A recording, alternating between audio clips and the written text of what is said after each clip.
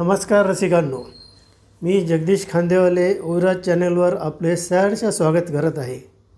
आज आज्ञा इंग्रजीत तर पालन हिंदीत हा मनोरंजक किस्सा ऐकूया। इंग्रजी राजवट नुकतीच सुरू झाली होती। उना सिटी म्युनिसिपॅलिटी 1858ला स्थापन झाली। तिचे ऑफिस एका प्रशस्त वाड्यात थाटलं होतं।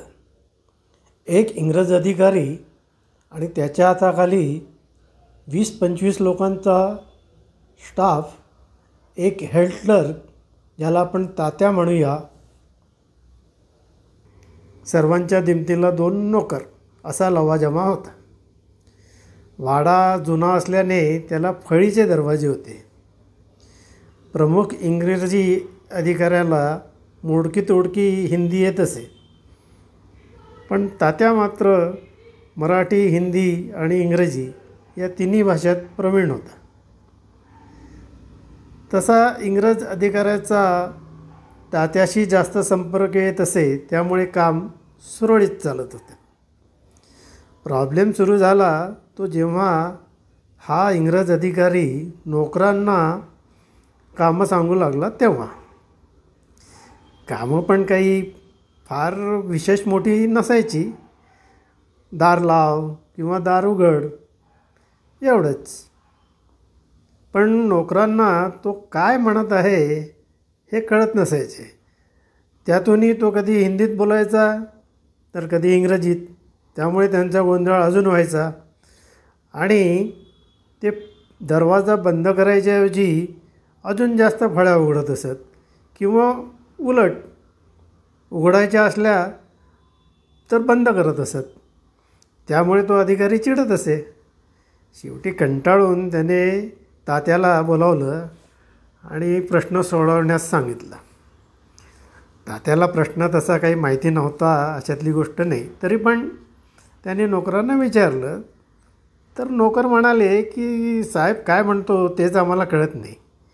त्यातूनही तो कधी इंग्रजीत बोलतो तर कधी हिंदीत, त्यामुळे अजूनच गोंधळ उडतो। बराच विचार करून तात्याने 2 इंग्लिश वाक्य तयार केली आणि साहेबाला सांगितलं की दरवाजा उघडण्यासाठी आणि बंद करण्यासाठी फक्त हीच वाक्य वापरायची। तसंच नोकरांना त्याच्यासमोरच सांगितलं की ही वाक्य तुम्ही फक्त हिंदीतच ऐकायची। तसा एक छोटासा डेमो पण त्यांनी साहेब आणि नोकरांकडून करून घेतला आणि आश्चर्य म्हणजे गोंधळ दूर झाला, होई कायमचा। त्याने साहेबांना दरवाजा उघडायचा असेल आणि बंद करायचा असेल तर कोणती वाक्य सांगितली असेल तुम्ही कल्पना करू शकता?